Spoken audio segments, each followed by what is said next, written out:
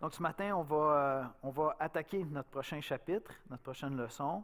Et puis, j'ai pris le temps de vérifier, là, même si je m'étire à l'intérieur des chapitres, on va couvrir toute la matière. D'accord?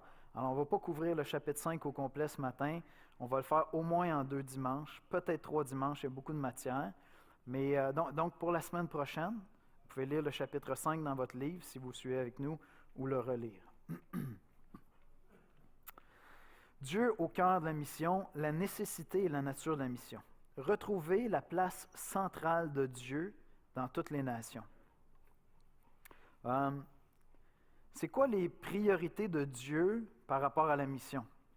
Vous allez voir, on va poser une question très, très, très pratique. Ça va peut-être avoir de l'air théorique, mais dans le fond, c'est extrêmement pratique comme question. Quelles sont les priorités de Dieu dans la mission? Bien sûr, nous pourrions répondre que la priorité de Dieu dans la mission, c'est l'amour. Et donc, poussé par l'amour, Dieu veut que le plus grand nombre de personnes soient sauvées. Est-ce donc l'amour qui définit la priorité de Dieu dans la mission? C'est une possibilité, mais c'est peut-être autre chose aussi. Ça ne sera pas bien long. On est en train d'installer des petites choses pour le baptême. C'est pour éviter que les baptisés fassent... Imaginez, j'aime bien l'illustration de John Piper, imaginez qu'il y a 2 navires, 2 bateaux qui font naufrage, d'accord? Peut-être qu'il y a une collision, puis là, les bateaux partent à la dérive. Les 2 navires sont en train de couler à quelques 500 mètres de distance l'un de l'autre. Les gens sont en train de sauter à la mer, ils nagent le temps qu'ils peuvent, il y en a qui sont en train de se noyer. Et puis, il y a des sauveteurs qui arrivent avec des chaloupes de sauvetage. Mais évidemment, ils arrivent d'un endroit particulier, donc ils sont plus près d'un des 2 navires, d'accord? Alors, ils vont rapidement au premier navire où ils peuvent se rendre, et puis ils commencent à rescaper les gens. Il y a des plongeurs qui ramènent les gens aux chaloupes, puis on est en train de monter les gens dans les chaloupes, puis on est en train de les sauver. Maintenant, il y a un des 2 navires qui a été favorisé, parce qu'ils sont arrivés d'un endroit particulier, puis ils sont allés au plus vite où ils pouvaient aller sauver des gens. Puis là, pendant qu'ils sont en train de sauver les gens, puis les embarquer dans le navire, ils entendent les cris des naufragés de l'autre paquebot qui est en train de couler, qui sont trop loin pour nager jusqu'aux chaloupes, mais qui sont aussi en train de se noyer, puis qui réclament eux autres aussi d'être sauvés. Qu'est-ce que les sauveteurs vont faire à ce moment-là s'ils sont poussés par l'amour? Merci, je m'excuse. Qu'est-ce que les sauveteurs vont faire à ce moment-là s'ils sont poussés par l'amour? Est-ce qu'ils vont se dire, mais là, il faut sauver de manière équitable les gens des 2 navires? Fait qu'on va quitter ceux-là, parce qu'on en a sauvé, je ne sais pas moi, 30, puis on va aller en sauver 30 de l'autre côté, puis si on a le temps, on reviendra. Qu'est-ce qu'ils vont faire? Si c'est l'amour qui les pousse à faire le sauvetage, qu'est-ce qu'ils font? C'est quoi leur stratégie? Avez-vous une réponse?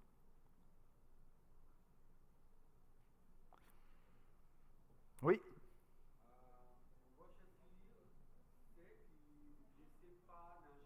Oui?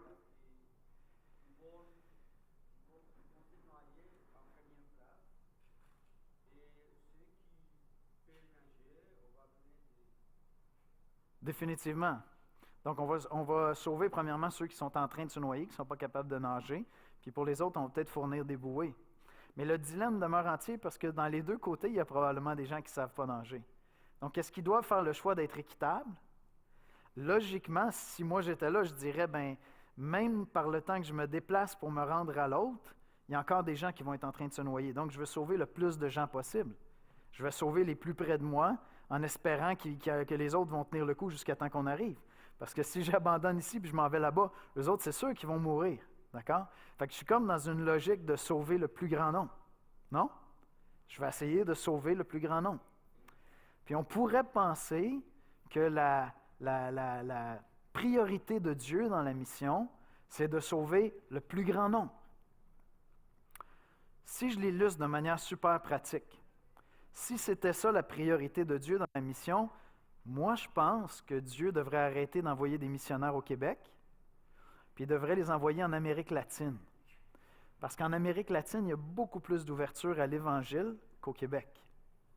Il ne devrait certainement pas en envoyer en France.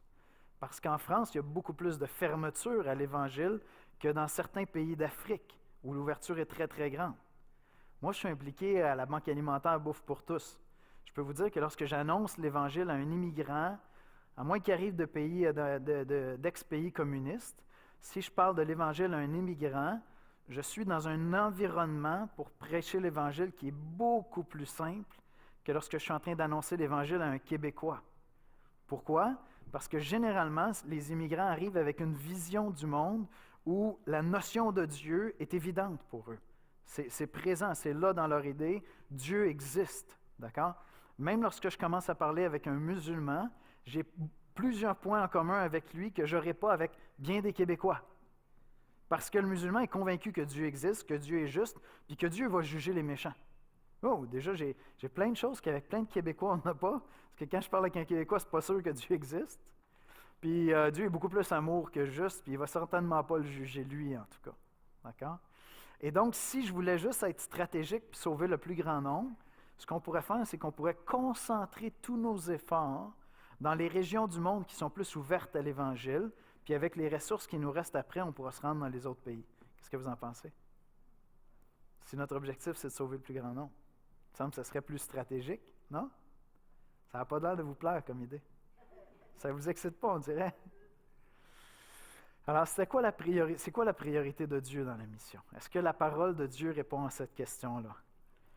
Et définitivement, elle y répond, puis avec une réponse qui va probablement vous surprendre.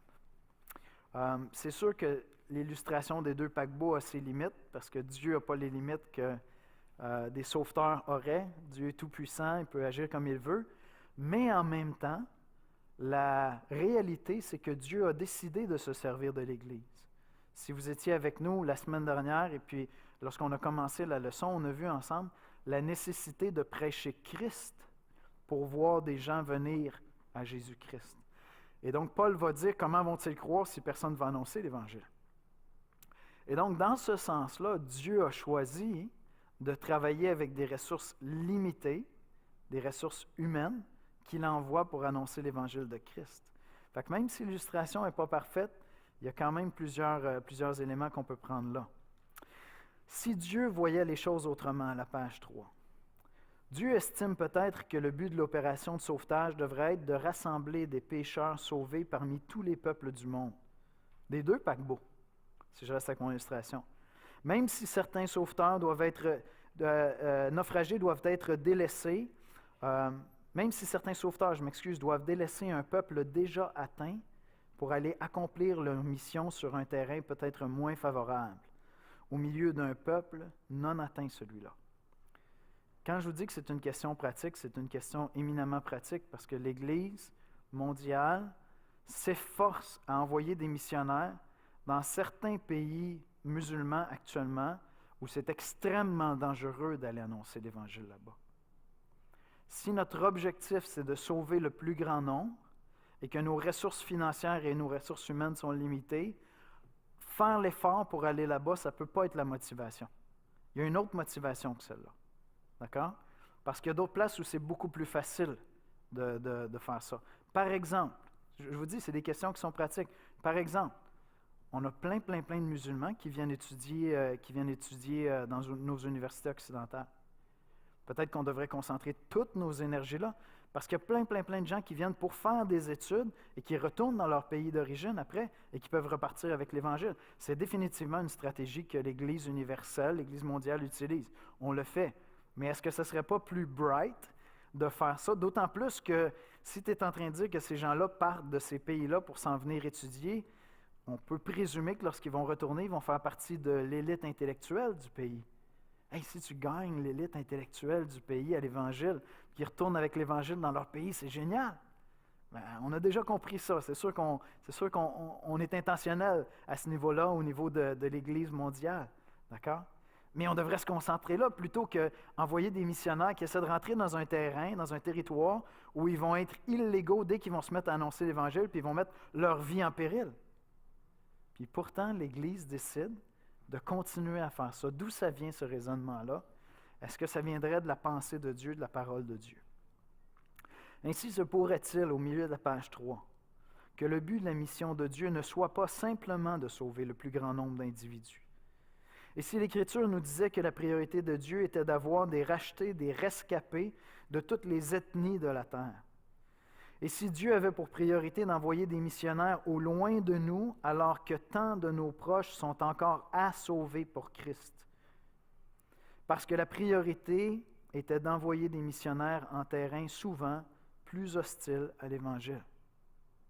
Donc, moi, je l'ai entendu de manière concrète dans l'Église. Yannick, pourquoi est-ce qu'on investit de l'argent pour envoyer des missionnaires à l'étranger, alors que le Québec a moins de 1% de chrétiens évangéliques? Le Québec est une des régions dans le monde les moins atteintes avec l'Évangile. Ça, c'est la vérité. D'accord? Donc, pourquoi est-ce que nous, on mettrait de l'argent pour envoyer des missionnaires dans d'autres régions, alors que tout cet argent-là pourrait être investi ici? Est-ce qu'on n'a pas premièrement une responsabilité chez nous?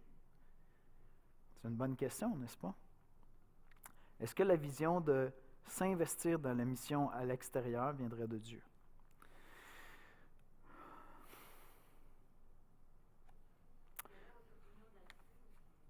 Je vais vous donner ça. C'est une bonne question. Je vais vous donner ça. Je vais vous donner l'opinion de la parole de Dieu, puis on en déduira que c'est la mienne. Si mon argument est bien appuyé dans la parole de Dieu, ça sera à vous d'en juger. En 1974, c'est juste pour vous dire que ce n'est pas des questions niaiseuses, d'accord? C'est des questions auxquelles même l'Église a été aveugle pendant longtemps. En 1974, au bas de la page 3, Ralph Winter, au Congrès mondial de Lausanne, où des chrétiens de partout dans le monde, de plein de dénominations, viennent faire une espèce de bilan de l'évangélisation dans le monde. Donc, en 1974, Ralph Winter a déclaré ceci, puis ça a complètement bouleversé la vision, je dirais, planétaire du mandat. Il a déclaré ceci, au bas de la page 3, vous avez une citation. « Bien que l'Évangile soit entré dans tous les pays du monde, 80% des non-chrétiens n'ont toujours pas accès à l'Évangile en raison de barrières non pas géographiques, mais culturelles et linguistiques. » Et donc, l'idée, c'est que lorsqu'on étudie la planète Terre, si vous prenez un pays comme la Russie peut couvrir un grand nombre d'ethnies avec un grand nombre de langues. Il y a des secteurs de l'Afrique où, à l'intérieur d'un territoire qui nous apparaîtrait petit si on prend la proportion du Québec, admettons, d'accord? Et on dirait, c'est pas rendu au Québec, peut-être qu'on vit ça, au Canada. Est-ce que tous les Amérindiens, dans leur langue, ont reçu l'Évangile? Donc, si on dit, est-ce que le Canada est atteint avec l'Évangile? Bien, comme territoire politique, géopolitique, il est atteint. Le Canada est atteint avec l'Évangile. On a n'importe qui cherche sur le web au Canada va pouvoir trouver des ressources. Mais en même temps, c'est peut-être pas n'importe qui. Parce que ça dépend quelle langue tu parles. Et si tu fais partie d'une tribu amérindienne où il n'y a pas de missionnaires qui sont allés, qui a traduit des portions des Écritures, qui est allé annoncer l'Évangile dans leur langue, peut-être que ces gens-là n'ont pas accès à ça. D'accord? Et si certains d'entre eux ne parlent pas couramment l'anglais, peut-être qu'ils n'ont pas accès à ça. Et donc, lorsqu'on commence à étudier la planète Terre, puis à la regrouper en termes d'ethnie, de culture et de langue, en 1974, le bilan qu'on pouvait faire, c'était que 80% de la population mondiale n'était pas atteinte avec l'Évangile. Même s'il y avait des missionnaires dans tous les pays du monde. Est-ce que vous suivez l'équation? Ça veut dire qu'il y a des pays du monde où un groupe ethnique n'était pas du tout atteint avec l'Évangile. Et donc, le livre dont on a fait la promotion il y a quelques semaines, là, puis on va avoir une table de livres à tous les mois. Si vous ne l'avez pas acheté lorsqu'on en a fait la promotion, Pray for the World, vous pourrez l'acheter à la prochaine fois parce que peut-être que vous allez réaliser l'importance de chercher à prier pour la mission, mais de prier aussi de manière intelligente pour la mission dans le monde, en priant pour différents pays, différents groupes ethniques, pas seulement des territoires géopolitiques. Si vous le désirez, vous pouvez aussi aller chercher l'application. Il y a une application web, moi je l'ai sur mon iPhone, c'est gratuit, et puis moi j'ai un rappel à tous les jours. Donc à tous les jours, j'ai un nouveau groupe ethnique dans le monde qui m'est présenté, comme dans le livre, et à travers ça, j'ai des informations à savoir, est-ce que ce groupe-là, c'est quoi la population? Donc hier, je priais pour un groupe, 1 300 quelques mille personnes. L'Évangile n'est pas traduit dans leur langue. D'accord? Aucun des 4 évangiles est traduit dans leur langue. Donc, ils ne peuvent pas lire la Bible dans leur langue. le territoire est essentiellement musulman. Donc, il y a quelques chrétiens, on sait qu'il y a des chrétiens qui sont là, mais ils ne peuvent pas s'afficher. C'est déclaré comme un peuple non atteint pour l'Évangile. Ralph Winter a amené l'Église en 1974 à prendre conscience de cette réalité-là. C'est que notre vision du monde n'était peut-être pas la vision du monde que Dieu avait, puis notre vision du mandat qui nous était donné n'était peut-être pas la vision de Dieu. On s'était concentré à atteindre tous les territoires géopolitiques dans le monde, sans nécessairement être en train d'essayer d'atteindre toutes les ethnies dans le monde. Est-ce que ça va? Est-ce qu'il y a quelque chose qui n'est pas clair dans ça? Vous avez besoin que je clarifie un peu. Vous comprenez à quel point ça change la donne, ça? Le défi est complètement différent. C'est complètement différent.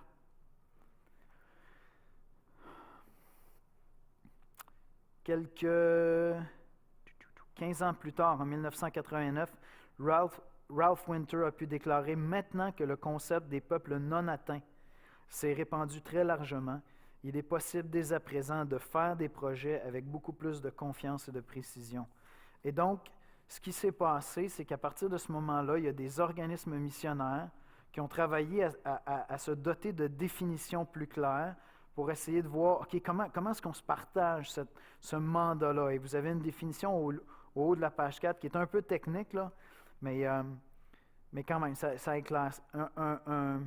Une ethnie, ils vont le définir comme ça, c'est un groupe d'une taille significative dont les individus se perçoivent comme ayant une affinité les uns avec les autres du fait d'avoir une langue commune, une religion commune, une appartenance ethnique, une caste, une situation ou une combinaison de plusieurs de ces traits distinctifs.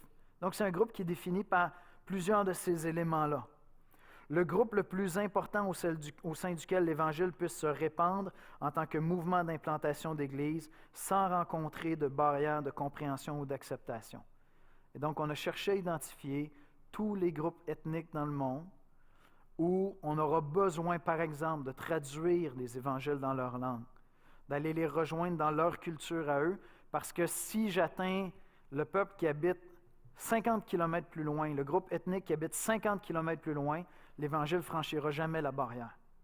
À moins qu'il y ait quelqu'un là-bas qui décide d'aller s'intégrer dans cette culture-là. C'est une autre culture, ils sont à 50 km, mais il n'y a pas de communication entre ces deux groupes-là. Tous ceux-là pourraient devenir chrétiens, ça ne veut pas dire qu'il y en a un ici qui va devenir chrétien. D'accord? Il va falloir qu'il y ait des missionnaires qui se rendent là-bas pour traduire, pour aller vers eux, pour percer les barrières culturelles qui font opposition, qui font obstacle à l'Évangile. Est-ce que ça vient de Dieu? Est-ce que cette réflexion-là vient de Dieu ou est-ce qu'on devrait chercher juste à sauver le plus grand nombre? On va commencer ce matin à regarder où est-ce qu'on voit ça dans les Écritures, puis quelle est la pensée de Dieu. Puis une des choses que j'ai beaucoup aimé à travers ce chapitre-là, c'est que là, lorsqu'on étudie l'Ancien Testament, puis à quel point on voit que dans l'Ancien Testament, la passion de Dieu, la vision de Dieu pour le salut des nations, pas juste d'Israël, était vraiment présent. C'était vraiment là, c'était dans le cœur de Dieu. Et Dieu envoyait son Fils. Son Fils allait venir pour cela. D'accord? Mais on va commencer à regarder ça ensemble ce matin. Alors, la mission la plus célèbre au haut de la page 4, voici donc la question, est-il juste, d'une perspective biblique, de dire que la mission de l'Église est d'atteindre tous les peuples non atteints de la terre, ou ne serait-il pas prioritaire de sauver tout simplement le plus grand nombre de personnes possible? Est-ce que les Écritures disent quelque chose sur ça? Est-ce que la Bible répond à cette question-là? Les ressources humaines et financières étant limitées, bien que les ressources divines ne le soient pas, la réponse à cette question dictera les stratégies missionnaires sur le plan mondial. Si Dieu ne tient pas à ce qu'il y ait un salut parmi toutes les ethnies de la terre, on change notre stratégie. On s'en va dans les territoires les plus ouverts où on peut être le plus efficace puis sauver le plus grand nombre de personnes.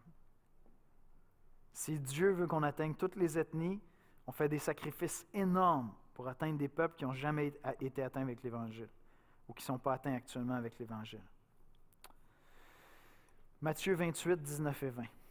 Jésus s'étant approché leur parla ainsi, « Tout pouvoir m'a été donné dans le ciel et sur la terre. Allez, faites de toutes les nations des disciples, les baptisant au nom du Père, du Fils et du Saint-Esprit, et enseignez-leur à observer tout ce que je vous ai prescrit. Et voici, je suis avec vous tous les jours jusqu'à la fin du monde. » Ce mandat-là est pour l'Église jusqu'à la fin du monde. Donc le mandat est encore pour nous aujourd'hui et pour tous les chrétiens, d'une manière ou d'une autre, que ce soit dans la prière, dans l'évangélisation, dans le soutien financier, dans la formation de disciples dans notre Église locale ou en partant en mission, jusqu'à la fin du monde, ça va être notre mandat, d'accord? Maintenant, le mot qui est là, lorsque vous avez le mot « nation », tout pouvoir m'a été donné dans le ciel et sur la terre, allez, faites de toutes les nations des disciples. Lorsque nous, on entend ça, on peut facilement penser à des territoires géopolitiques, non? Des pays. Allez vers tous les pays. Moi, je peux facilement entendre ça. Le mot grec qui est là, c'est ethnos. D'accord? Ce n'est pas un pays dans le sens géopolitique. C'est ethnos qui est là. C'est une ethnie. Et puis, on va voir ensemble que Dieu désire non pas que tous les drapeaux géopolitiques de la terre soient représentés au ciel, mais Dieu désire qu'il y ait des gens de toutes les ethnies et de toutes les langues qui célèbrent l'Évangile pour l'éternité, qui célèbrent Christ pour l'éternité. Le Seigneur nous a-t-il commandé d'atteindre tous les pays du monde ou toutes les ethnies du monde? Telle est la question. Et on va commencer par l'Ancien Testament, puis en fait, ce matin, on va probablement s'en tenir à l'évidence qui nous vient de l'Ancien Testament. En fait, c'est là qu'on va s'arrêter. Commençons par les promesses qui sont données. Évidemment, la promesse faite à Abraham. Dans Genèse 12, 1 à 3, voici ce qui a été dit à Abraham, et c'est un des passages les plus cités dans le Nouveau Testament par les apôtres pour définir la mission. D'accord? C'est clair dans la théologie du Nouveau Testament que les apôtres voyaient dans cette promesse-là donnée à Abraham le mandat missionnaire de l'Église. Genèse 12, 1 à 3. L'Éternel dit à Abraham, « Va-t'en de ton pays, de ta patrie et de la maison de ton père, dans le pays que je te montrerai. Je ferai de toi une grande nation, et je te bénirai. Je rendrai ton nom grand, et tu seras une source de bénédiction. Je bénirai ceux qui te béniront, et je maudirai ceux qui te maudiront, et toutes les familles de la terre seront bénies en toi. » Puis on retrouve la même promesse formulée dans d'autres mots, dans plusieurs autres passages dans la Genèse où cette promesse-là est rappelée. Et là, on est dans l'Ancien Testament, on est dans la Genèse, donc on est plutôt dans une langue hébraïque. On n'est pas dans le grec, donc ce n'est pas le mot « ethnos » qu'on va trouver là. Mais le mot qui est là pour famille parle de petite unité, l'équivalent d'un clan. D'accord? Quand il parle de famille, il n'est pas en train de parler de notre vision occidentale de la famille, une famille nucléaire, un père, une mère, des enfants.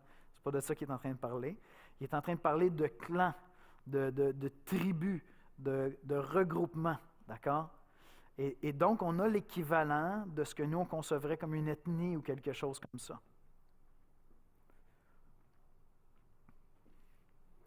Le Nouveau Testament cite à plusieurs reprises cette promesse. Par exemple, en Galates, dans Galates 3, versets 6 à 8. « Comme Abraham crut à Dieu et que cela lui fut imputé à justice, reconnaissez donc que ce sont ceux qui ont la foi qui sont fils d'Abraham. Aussi, l'Écriture, prévoyant que Dieu justifierait les païens par la foi, a d'avance annoncé cette bonne nouvelle à Abraham. Toutes les nations seront bénies en toi. » Et donc, toutes les familles de la terre seront bénies en toi. Paul est en train de le résumer ici. C'est vraiment intéressant parce que dans ce passage-là, il y a à la fois le salut individuel. Il dit « Abraham a été sauvé par la foi ».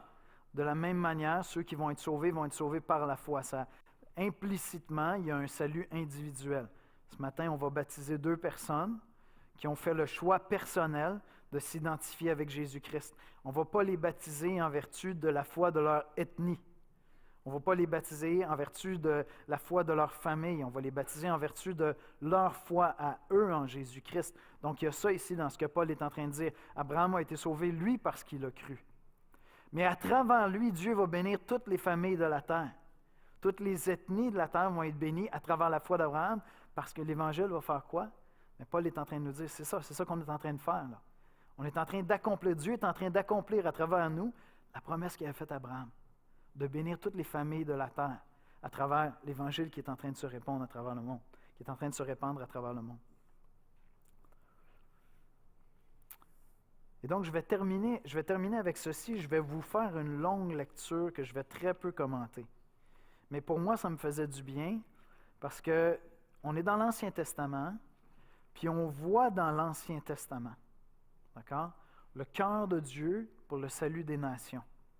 Souvent, on regarde dans l'Ancien Testament, puis humainement, encore une fois, on se dit, c'était quoi cette stratégie bizarre-là pour sauver les hommes, d'avoir comme une petite nation microscopique au Moyen-Orient qui est là et qui va incarner les vérités de Dieu sur place. Maintenant, il faut aller dans les psaumes, puis il faut entendre le cœur de Dieu, puis vraiment son désir. Alors, l'espérance des nations. Si on veut percevoir toute la portée, je suis au haut de la page 6, du grand ordre de mission tel qu'il fut donné par Jésus et mis en œuvre par les apôtres, le meilleur moyen de s'immerger dans l'atmosphère d'espérance que l'on pouvait ressentir, c'est en lisant la Bible de l'époque. Souvent, Piper n'est pas simple dans ses phrases, là. Quand Jésus dit à ses disciples, « Allez, faites de toutes les nations des disciples », le Nouveau Testament n'est pas écrit. Les 4 évangiles ne sont pas écrits. Puis donc, l'Église du départ, lorsque Jésus monte au ciel, puis ils partent, c'est quoi leur Bible? C'est l'Ancien Testament. C'est l'Ancien Testament. Qu'est-ce qu'il y avait dans l'Ancien Testament pour qu'il soit inspiré à aller vers les nations? Qu'est-ce qu'il y avait dans l'Ancien Testament pour qu'ils comprennent que ce mandat-là que Jésus donne, lorsqu'il dit « Allez, faites de toutes les nations », Jésus sort ça d'où, cette vision-là? Et je vais vous lire plein de versets.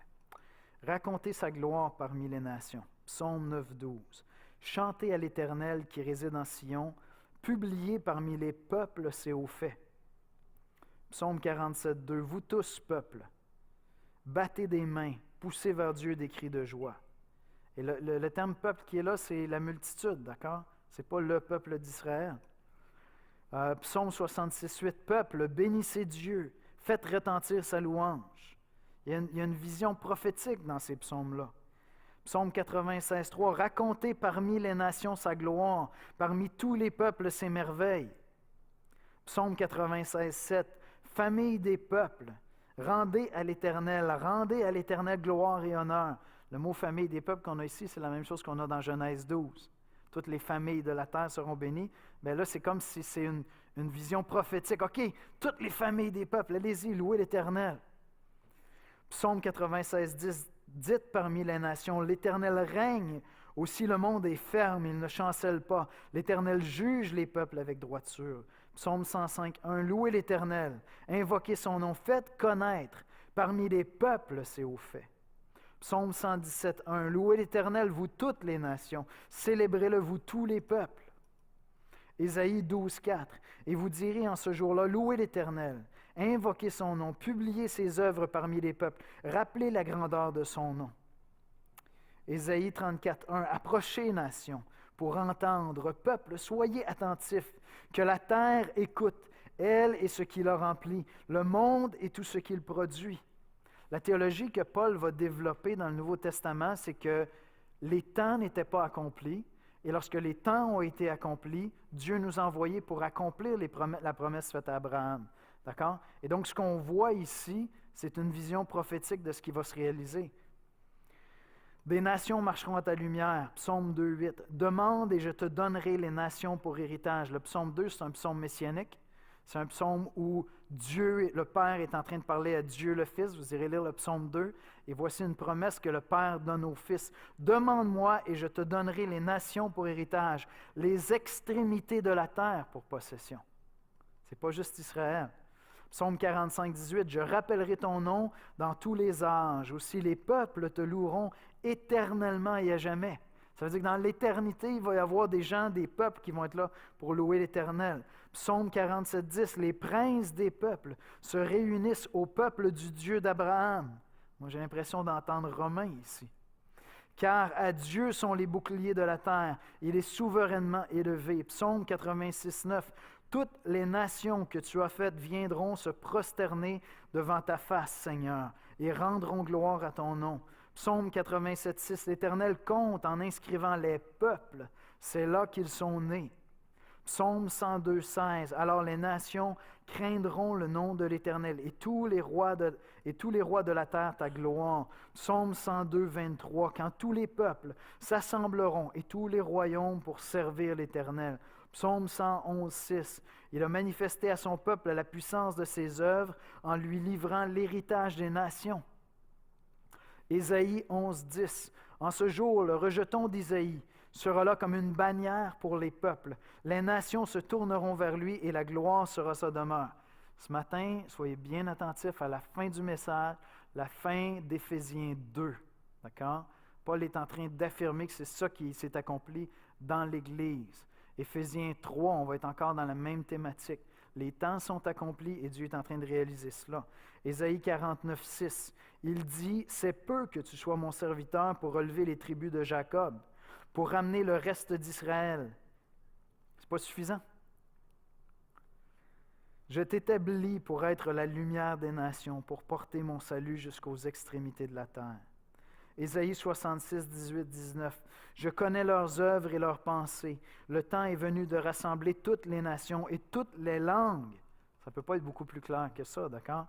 Elles viendront et verront ma gloire. Je mettrai un signe parmi elles et j'enverrai leur échapper vers les nations. À Tarsis, à Pul, à Lude, qui tirent de l'arc, à Tubal, à Javan, aux îles lointaines, qui jamais n'ont entendu parler de moi et qui n'ont pas vu ma gloire, et ils publieront ma gloire parmi les nations. Toutes les langues. Que les peuples te louent, ô Dieu. Je ne vais pas lire tout le passage, c'est vraiment trop long dans Ésaïe 66. Vous prendrez le temps de le lire. Psaume 72, verset 11. Tous les rois se prosterneront devant lui, toutes les nations le serviront. Psaume 72, 17. Son nom subsistera à toujours, aussi longtemps que le soleil, son nom se perpétuera. Par lui, on se bénira mutuellement. Toutes les nations le diront heureux. J'achève. Je te louerai parmi les nations. C'est pourquoi je te louerai parmi les nations, ô Éternel. Je chanterai à la gloire de ton nom. Psaume 18, 50. Je te louerai parmi les peuples, Seigneur. Je te chanterai parmi les nations. Psaume 57, 10. Je te louerai parmi les peuples, Éternel. Je te chanterai parmi les nations. Psaume 108, 4. Qui est une vision où l'Évangile est chanté partout sur la terre. La semaine prochaine, on va terminer cet argument-là. Parce qu'on va aller voir comment est-ce que ça s'est traduit dans la vision missionnaire de Paul. Qu'est-ce que Paul a compris de ça? Qu'est-ce qui va faire que Paul va établir une église dans une région, puis avant même qu'elle soit complètement établie, il va quitter puis il va aller ailleurs. Puis avant même qu'elle ait terminé, il va quitter puis il va aller ailleurs encore. Et qu'est-ce qui va faire qu'à la fin de sa vie, il va dire « Tout le territoire que Dieu m'avait donné a été atteint avec l'Évangile », alors qu'ils sont encore très, très peu de chrétiens. Comment est-ce que ça va se traduire dans la vision missionnaire de l'apôtre Jean, dans l'Évangile de Jean, lorsqu'il rapporte les paroles de Jésus, puis comment est-ce que c'est illustré dans le livre de l'Apocalypse? Comment est-ce que l'Apocalypse nous parle d'une priorité missionnaire qui est d'aller vers toutes les ethnies de la terre? J'espère que ça va vous inspirer à prier pour justement que Dieu envoie des missionnaires vers les territoires les plus difficiles à atteindre. Que ça va vous inspirer peut-être à un appel missionnaire vous-même. Et peut-être pas un appel missionnaire où l'Évangile semble prospérer le plus facilement, le plus rapidement possible, mais où le travail va être très difficile et où il y a des vies qui sont abandonnées simplement pour atteindre une ethnie, pour atteindre un groupe qui parle une langue qui n'a pas été atteint avec l'Évangile. On va prier ensemble. Père éternel, merci pour ta parole. Seigneur, pour moi, étudier ça cette semaine, c'était réaliser encore un peu plus comment ta vision à toi n'est pas ma vision à moi. Comment, Seigneur, ta perspective à toi, dans les cieux, dans l'éternité, la vision que tu as de la condition humaine et de ta gloire pour l'éternité, n'est pas ma vision, Seigneur. Et j'ai besoin de ta parole pour m'éclairer, Seigneur. Père, je veux te remercier et je veux te bénir pour les millions de missionnaires qui ont quitté leur confort, leur foyer pour partir, Certains d'entre eux ont quitté la France pour venir au Québec. Certains d'entre eux ont quitté des provinces du Canada où il était beaucoup plus facile d'être chrétien pour venir ici. D'autres sont partis des États-Unis pour venir ici, Seigneur. Et d'autres sont partis du Québec pour aller dans toutes sortes de régions de la terre. Seigneur, merci pour ces hommes et ces femmes courageux, courageuses qui quittent le confort de leur foyer pour que ta gloire puisse être proclamée, que tes louanges puissent être chantées dans les cieux pour l'éternité, dans toutes les langues de la terre. C'est en Jésus-Christ qu'on prie. Amen.